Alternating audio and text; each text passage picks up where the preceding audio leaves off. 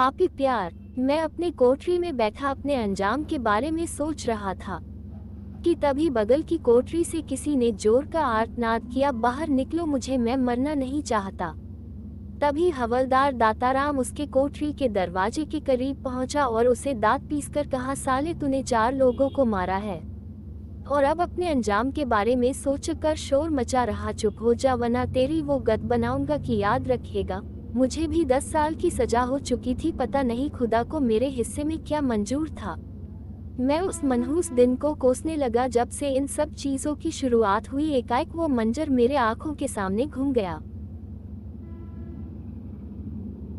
मैं एक खुशहाल जिंदगी जी रहा था। मेरे पतन का कारण बनी कर्ज जो मैंने अपनी बॉस माया से लिया था। अब मुझे कर्ज लेना पड़ा क्योंकि माँ कैंसर से पीड़ित थी और मेरे पास उनका इलाज करने के लिए बिल्कुल भी पैसे नहीं थे। ऐसे में मेरी बॉस माया एक फरिश्ता साबित हुई। पहले मुझे लगा था उन्होंने मेरी मदद मेरी काबिलियत से खुश होकर किया है, पर मैं गलत था। वो मुझसे वो सेवाएं चाहती थी जो एक मर्द अपनी पत्नी को देता है, एक प्रेमी अपनी प्रेमिका को देता है। पहली दफा जब उसने मुझे ये सब करने को कहा तो मैंने साफ मना कर दिया, तो उसका जवाब सुनकर मैं हक्का बक्का रह गया। वो बोली, देखो विकास, ये दुनिया आपसी फायदे से चलती है, तुम मुझे अपनी सेवाएं दो, मैं तुम्हें कर्ज मुक्त करती हूँ।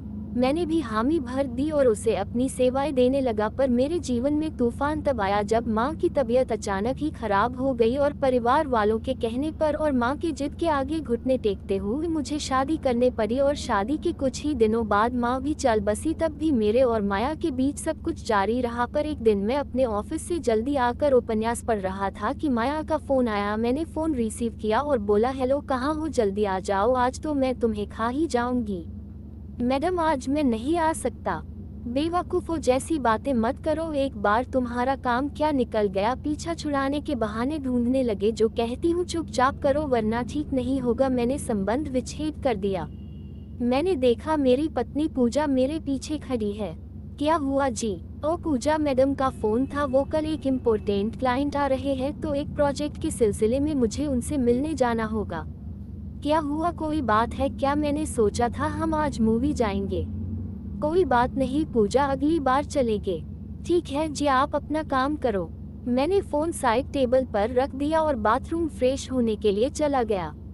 मैं बाथरूम से फ्रेश होकर निकला तो देखा साइड टेबल पर रखा फोन पूजा के हाथों में था और उसके नजरें मुझसे हजारों सवाल कर रही थी। कहाँ जा रहे हो जी आप? पूजा, मैंने बताया तो, मैं मैडम के पास जा रहा हूँ मीटिंग के लिए। झूठ, मीटिंग के लिए जा रहे हैं या कुछ और करने? आपकी बॉस का ही फोन था। अपने बर्ताव के लिए माफी मांग रही थी। बोल रही थी, जल्दी आओ मेरे राजा, अब मैं और इंतजार नहीं कर सकती। क्या कोई बॉस अपनी कर्मचारी से इस तरह से बात करती है? देखिए, मैंने आप जितनी तो दुनिया नहीं देखी, पर इंसान के बर्ताव से विचार पढ़ना मुझे आता है। आपके और माया मैडम के बीच और भी बहुत कुछ है जो मुझे नहीं पता। आपके पत्नी होने के नाते आप किन परिस्थितियों से जूझ रहे हैं मुझे पता होना चाहिए।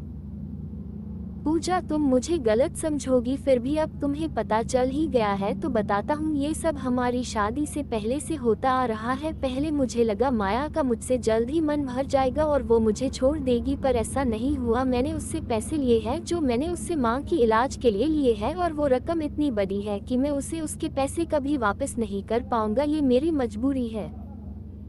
आपने मुझे इतने दिनों तक धोखे में क्यों रखा? मैं किसी को भी हमारे बीच नहीं आने दूंगी, चाहे वो कोई भी हो। आप जानते हो ना मैं आपसे कितना प्यार करती हूँ। मैं आपके लिए किसी को भी मार सकती हूँ और मर भी सकती हूँ, पर मौजूदा हालात में आपने मुझे धोखे में रखा, जो कहीं ना कहीं आपकी गलती भी है। आप भी उतना ही जिम्मेदार हो जितना कि माया।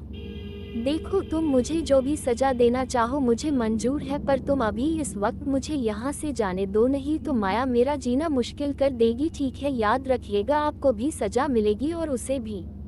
मैंने मन ही मन सोचा, पूजा एक गवार औरत है, क्या कर लेगी? कुछ भी नहीं। अगले दिन मैं ऑफिस से घर काफी जल्दी चला गया। मैंने घर पहुंचकर डोर बेल बजाई।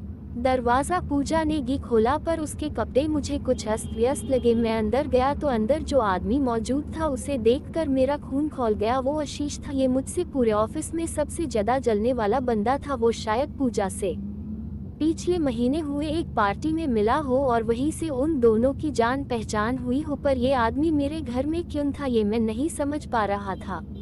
आशीष, तुम यहाँ कैसे? भाई ये सवाल तो तुम अपनी बीवी से पूछो। वो वहां से चला गया। पूजा, ये आशीष यहाँ क्यों न आया था?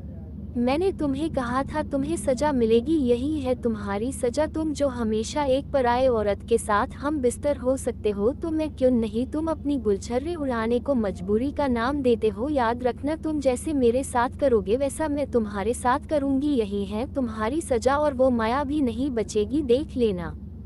कुछ दिन मेरे जीवन में ठहराव रहा, पर वो ठहराव तूफान से पहले की शांति थी। उसी शाम मैडम माया का मुझे बुलावा आया। मैंने भी कोई ना नुकुर नहीं की, क्योंकि मैं जानता था वो नहीं मानेगी।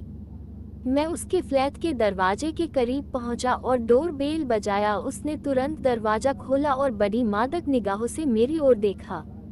उसने बड़े जोरों से मेरा स्वागत किया और जिस तरह बकरे को हलाल करने से पहले खिलाया जाता है, उसने मेरे सामने अनेक व्यंजन रखे, जिसे देखकर मैंने कहा, यहाँ मैं खाने नहीं आया, तुमसे मिलने आया हूँ। वो तुरंत उठी और एक विस्की की बोतल ले आई और हमारे बीच एक लंबा शराब का दौर चला। वो पूरी तरह शराब तरंग में थी। उसे देखकर मैं वह से जाने के लिए उठा तो मुझे उठता पाकर वह मेरी ओर एक कतखनी बिल्ली की तरह झपटी।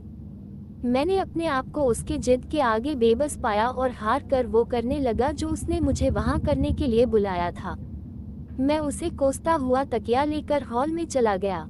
जब आधी रात को मेरी नींद खुली तो हॉल में लगी रेडियम घड़ी की ओर देखा तो पाया कि रात के 3:15 बजे थे।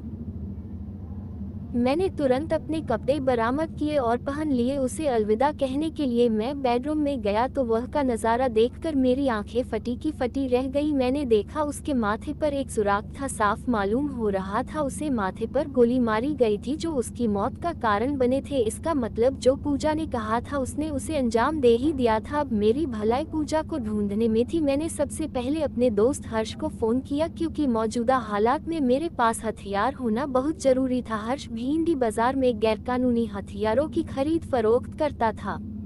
क्या हुआ भाई, इतनी रात गए फोन किया, कोई बात है क्या? भाई मुझे तेरी मदद की जरूरत है, मुझे हथियार चाहिए। ओ भाई क्या हुआ, सब ठीक तो है? भाई अभी वक्त बहुत कम है मेरे पास। ठीक है भाई, मैं अभी तेरे घर पहुंचता हूं। नहीं मेरे घर मत जाना, मैं तुझे घर के बाहर ही मिल लूंगा। ठीक है भाई, मैं पहुंचता हूं।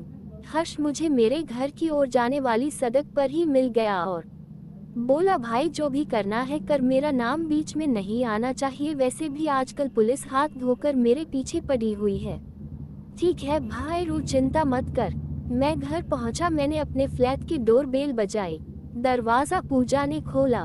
पूजा मुझे देखकर चौंकी। मुझे लगा तुम तो भाग जाओगी, पर तुम तो जिगर वाले निकले। देखा, मैंने कहा था उसे भी सजा मिलेगी। मैं तुमसे ये जानना चाहूंगा कि तुमने ये सब कैसे किया?